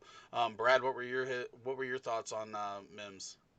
He's awesome. I just worry, is he like a I like him like I liked ESB a couple years ago out of Notre Dame, minus the daddy issues, obviously. He's got that. He's such a gifted athlete that hopefully he gets to the right spot, because if he doesn't, he's just going to wind up being like ESB. I don't think ESB was a good fit in Green Bay. In his attitude, he's not a good fit anywhere. But, so that's my only concern is he going to go to the place that's going to utilize him? I mean, there's so many holes at receiver for some of these teams. Think of a team like Houston who just got rid of their big play receiver, but if they draft a guy like Mims, I'm like, he really needs a number 1 across from him. He really can't be it by himself. So Mims is a guy I like. I definitely, I think he's got upside. If he's sitting there and Chenault's sitting there, though, I'm probably taking a guy like Chenault, even with the injuries. That's just me personally, though. Shane, Brad and I have both been pretty high on Michael Pittman. Are you going to talk us off that train, or are you on that train also? No, I'll sit in the boxcar right with you. He's my wide receiver 9. I'm a huge fan of Michael Pittman, and I'm scared he's one of those like Kelvin Harmon guys where it's like I really like him, but like if he goes in the 6th round, I'm gonna be like, no, I wasn't at all. I'll kind of lie about it later now, but he's one of those players that has, big mitts, really good route runner, doesn't always get separation, not the biggest athlete, but man, he catches everything his way. He catches some passes. I think Kenan Slovis was a good quarterback for USC, but the ball placement wasn't there, and Michael Pittman was still making some great catches and then continuing to do things. He was great at boxing guys out, high pointing balls. He kind of does everything I want in a receiver. I worry about just not having that elite athleticism, but I think you have a much better pedigree program than we had with Harmon and NC State. Pittman's been productive for multiple years and played some big time, against some big time defenses and done well. So I feel confident he's probably going to go third day. I expect him to go in the 4th round of the NFL draft, but he's definitely one of those players late in a rookie draft I'll target. If he ends up not doing anything, that's fine. But I think he definitely could be someone that outperforms his NFL draft position. Yeah, Andy, and the nice thing with him, with not having like that that superstar trait in any one spot, but having that experience in the family that can help him navigate his early days in the NFL and everything like that, I think would help a guy like him. And he seems like an intelligent guy too. I've watched a little bit. Like, he's got a popular YouTube channel, and he seems like he's an intelligent guy that understands that the road's not going to be easy, and he's going to be a hard worker and everything like that. So I like seeing that out of him also. But I agreed with all the points that you made on him. Brad, we got a win there. That's nice. What were your thoughts on Michael Pittman? You guys nailed it. I mean, it's all pretty clear. I mean, he's the thing I liked about him, and like we've talked about already, character is kind of a hard thing to see on tape. The bowl game, which really meant nothing, but because he was a captain, he wanted to finish strong, and going and playing in the bowl game, I think really says a lot about a guy. A lot of these guys nowadays you see kind of drop out of bowl games unless it's something important. He wasn't playing in something important. I mean, it was just a regular bowl game. So that means a lot to me, when guys, just those little, because we're always looking for that little carrot that'll help us decide if this guy's even worth our time. That's big to me. But Brad's different than me there. The prospects I like, I want him to sit out of that bowl. Well, I mean, would I rather him stay healthy and stay out of the bowl? Yes. But I mean, that means a lot if he's willing to step up for his team because he's a captain. That leads me to think he's a high character guy. Or at least I'm like, no, Barkley, you're not playing in this game. Don't play. Yeah, for sure.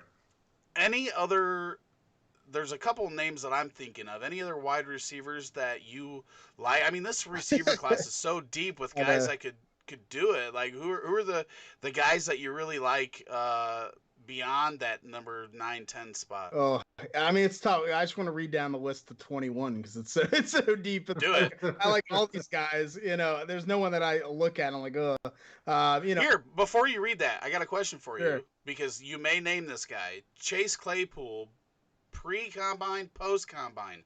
What happened in your process with him, the way he slayed the combine? Did he move up a bunch for you, or did you have him in around the same spot?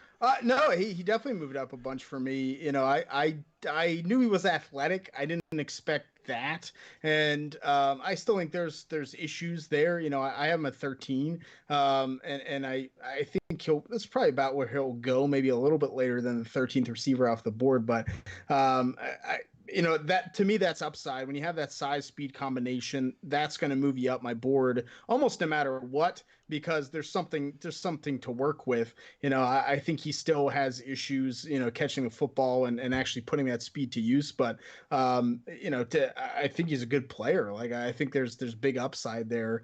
Definitely swinging out. So I like him. I don't love him. But I think 13 is pretty fair. He moved. I think I had him at 19 before that, so he moved up about 5 spots. Which maybe is around, which is probably around round and a half. So it'll move up in the NFL too. Nice. I mean, that was my thought too. But out of the guys that I'm a Notre Dame fan too, so I kind of liked him before, but I was really trying to keep my bias out of it. And then we hear that this dude might be converting to tight end. and then he goes and just slays that 40, and it's like, why would you do that? Nope. And so I like hearing other people's opinion, especially on, the guys that I know I have a bias towards because I've watched them in college. I like hearing what other people think because I was afraid that I had him too high. I definitely did move him up after the combine, but Brad, did you have any thoughts on him before we hear the rest of these guys that Shane's got? No, there's Good thing we don't have very many tight ends to talk I'll about. say no. I'd rather talk about Notre Dame's tight end than their wide receiver. So you can go ahead and go down your list. All right, give us the rest of that list here. All right, 10, I have Brian Edwards from South Carolina. The broken foot sucks. I think he'd be higher maybe if he worked out, but I think he's a solid player. KJ Hamler from Penn State's 11. Do it all, speed return guy. Antonio Gandy Golden at 12 from Liberty. Upside. I'm not as big a fan of him as some. Claypool at 13. 14, I have KJ Hill from Ohio State. More quick than fast, but I think he'll be a good number 3, number 4 on a team. 15, I have Lynn Bowden from Kentucky, who keeps moving up the more I watch him. He had to play quarterback this year for Kentucky because they were out of quarterbacks. So it's a tough eval, but he's a good player. 16, I have Brandon Ayuk from Arizona State. He's going to go a lot higher than that because he's really fast, and I think that's about it. 17, I have Devin Duvernay from Texas, who I think is a solid speed, catch guy. 18, Donovan People-Jones from Michigan, who is intriguing for sure with that production and is really questionable. 19, I have Isaiah Coulter from Rhode Island, my top small school guy. I think is a really good player that needs to be talked about more. I think he's going to be drafted in the 4th round, a high 4th, and be higher than some of these guys. Tyler Johnson from Minnesota at 20, John Hightower at 21 from Boise, I think is a name to know too if people don't. He was well productive and is a good athlete who has a great second gear. He's a player that I think is going to make a name. So I think any of these 21 guys could have a starting position in the NFL if used correctly. Even if I have a couple questions on Ayuk and Gandy Golden and those kind of guys, it's such a deep, good class. And it's crazy because next year the class is not as deep, but I mean, it's good, so like we're going to have a lot of end of the roster receivers are going to be out of the NFL in a year or two. Yep. There weren't really any surprising names that I felt were missing from your top 21.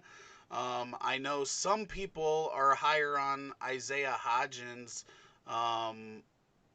What were your thoughts on him? I have him at 23. I think he's close. He's a player when I watch him, I think a lot of the traits are there, but he never really, dominates for me. I just don't see NFL productive, consistent talent.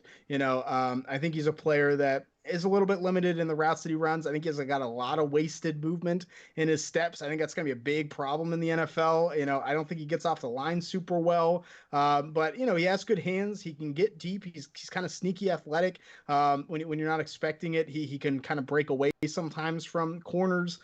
So there's some good traits there that could be worked with. And if he goes high, if he goes top 100 or something, then to a good spot, I'm in if someone can develop him or put him with a good quarterback. But I'm just, he's just outside that group.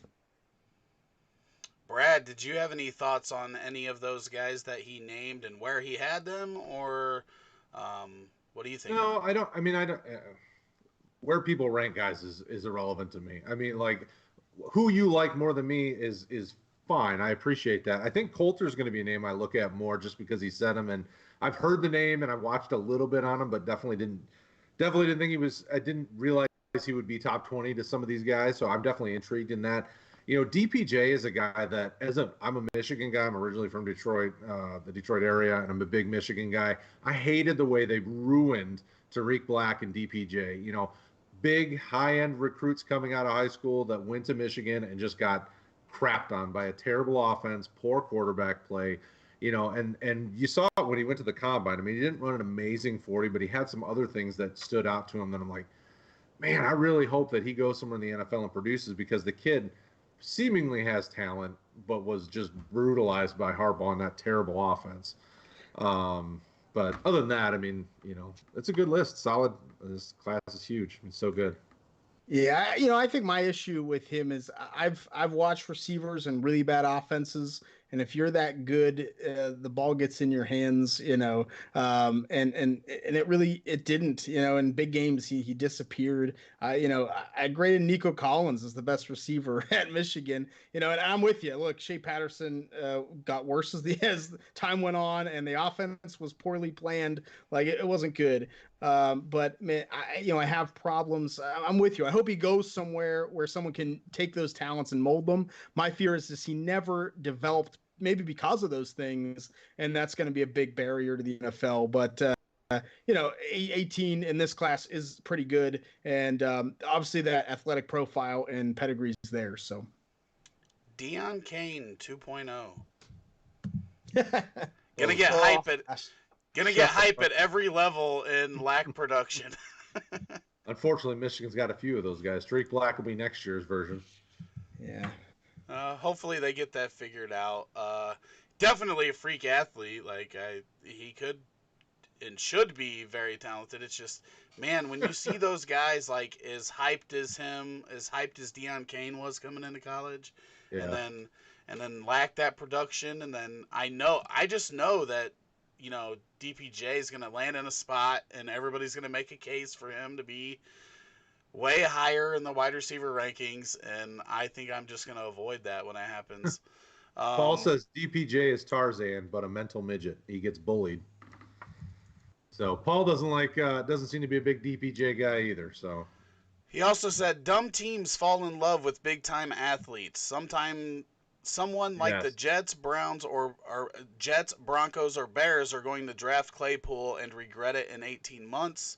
I mean, you're a Packers fan, and they just drafted a bunch of real big guys, and that didn't work out very well. So, I guess your Packers and my Bears are both in the same spot. They can't draft a wide receiver to save their life.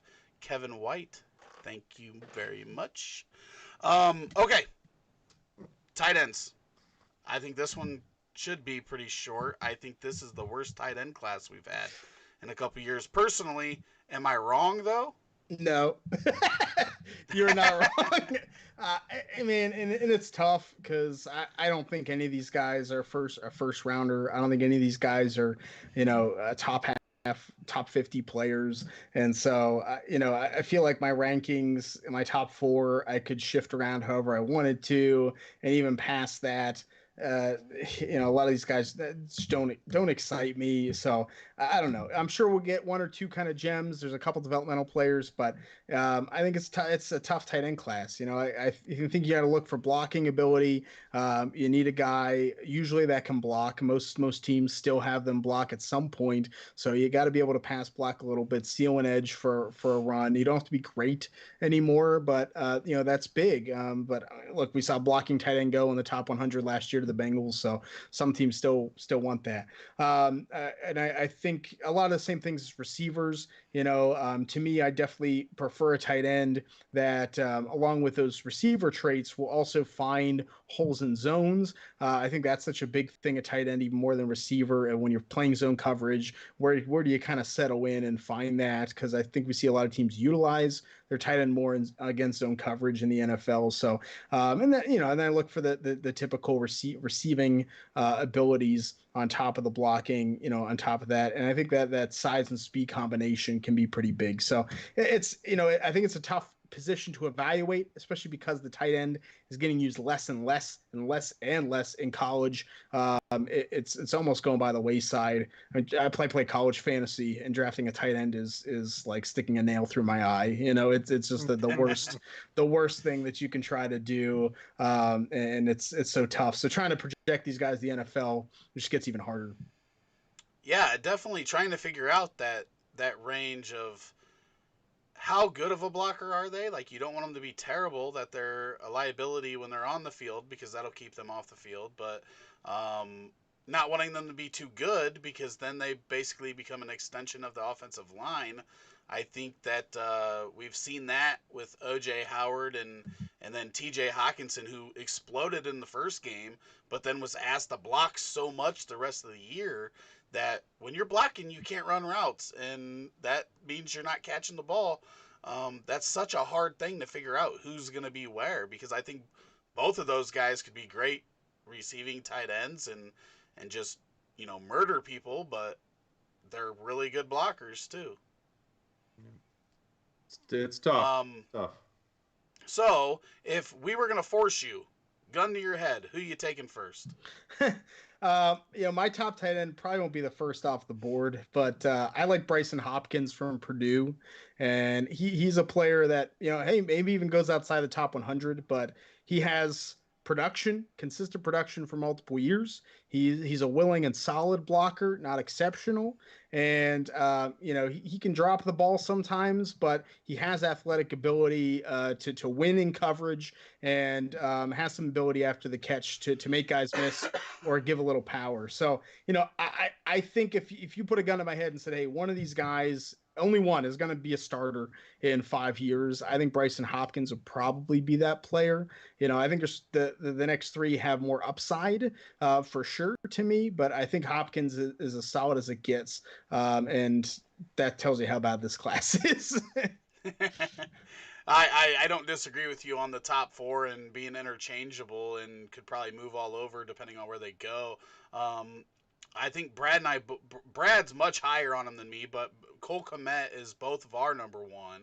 I think for that upside, and then I think for me, Hopkins and Alberto are right there, 2 and 3. Brad, any differences for you there? Yeah. Alberto, if you'd asked me a year ago, Alberto probably would have been my favorite in the class, but sure, the guy just doesn't know when to show up and play football. I mean, he takes off plays and doesn't seem to have the highest motor, but he's got all the athletic ability in the world. I mean, it seems like if he wanted to be the best tight end in the class, he could be. So yeah, I don't have any issue with that. I mean, Kmet's my favorite tight end in the draft.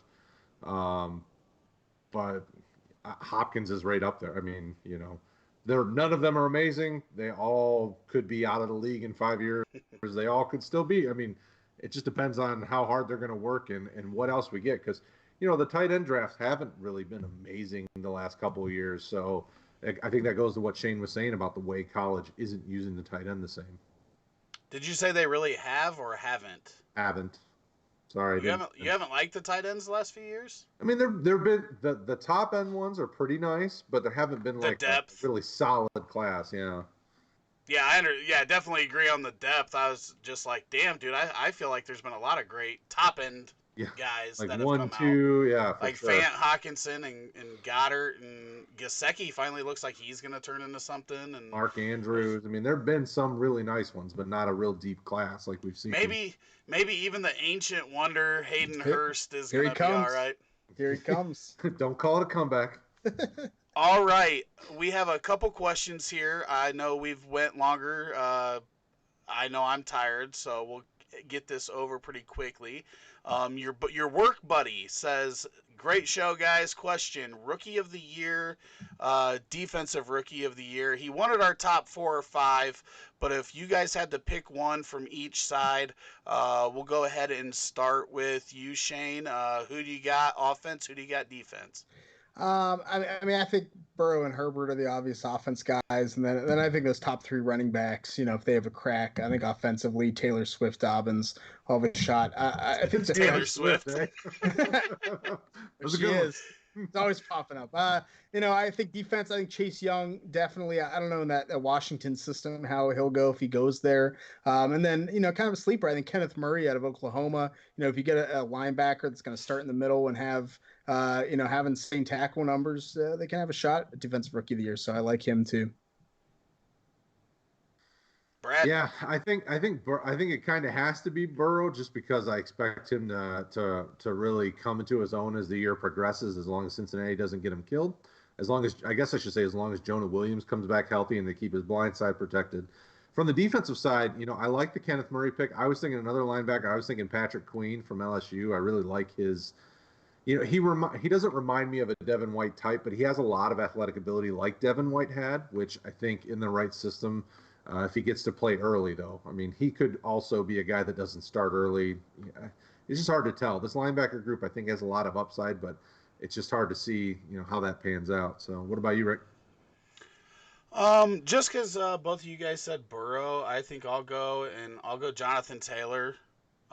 De- Obviously, this depends on where he lands and how he's used and whatnot. But I'm this dude just keeps growing on me. I like him more and more every day, so I'm excited to see him in the pros. Defense, I don't know as much about. I would probably have to go Chase Young just because I know more about him than anybody.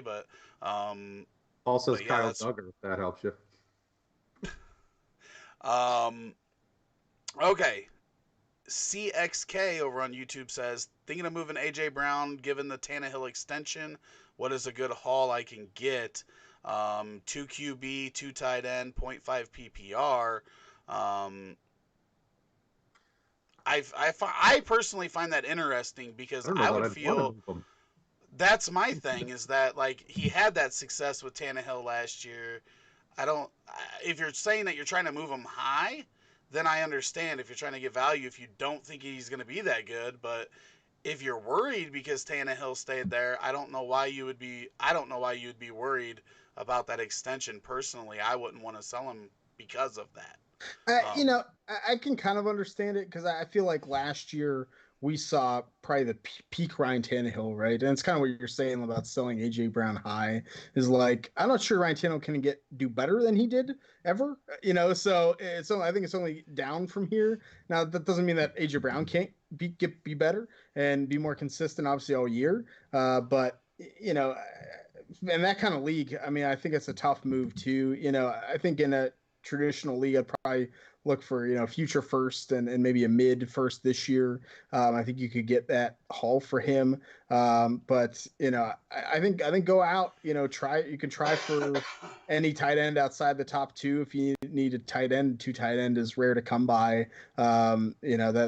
That's tough. But I'm holding Brown where I'd have him unless I get a wild by an offer personally. and yeah, that's what I definitely agree with that. He was on my sells on our podcast last week just because of the price and where we don't know. And at that point, we didn't know if Tannehill was going to be back. There was the Brady rumblings at that time, and we didn't know what was going to happen there. But it was more of just because of how much his values went up. Um, but I'm not in any 2 QB or 2 tight end leagues or point 0.5 PPR, so I don't feel like I could give you a good value of who or what you could get in that league setting, so I don't feel comfortable saying anything because I could be completely off. Brad, do you have any experience with any of that type of settings?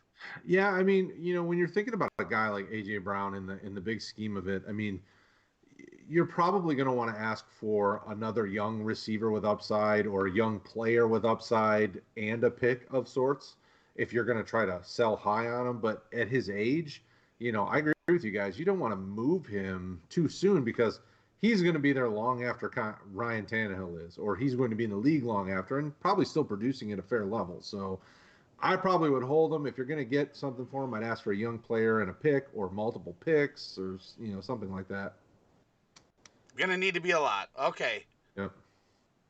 Did you have any Facebook questions? I I want to do. get Yep. this I got over. a couple Facebook questions. This one's going to be directed towards Shane because you're probably not going to really know either of these guys. Bo Nix or Sam Howell? Who's your QB? I think Sam Howell by two arms and two legs. I think Sam Howell's phenomenal quarterback at North Carolina, and much better than Mitch Trubisky was. Sorry, and He I says, think sorry." That's like when somebody beats me on the river in a poker tournament, and then they're like, "Sorry." No, you're not.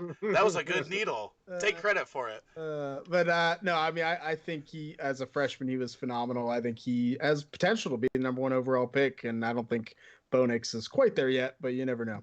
Yeah, for sure. Josh over on our Facebook group. This is a trade, so this is everybody. Superflex rebuilding team. Do you take Tyreek Hill or DK Metcalf in the 2-2? Rick. Whew.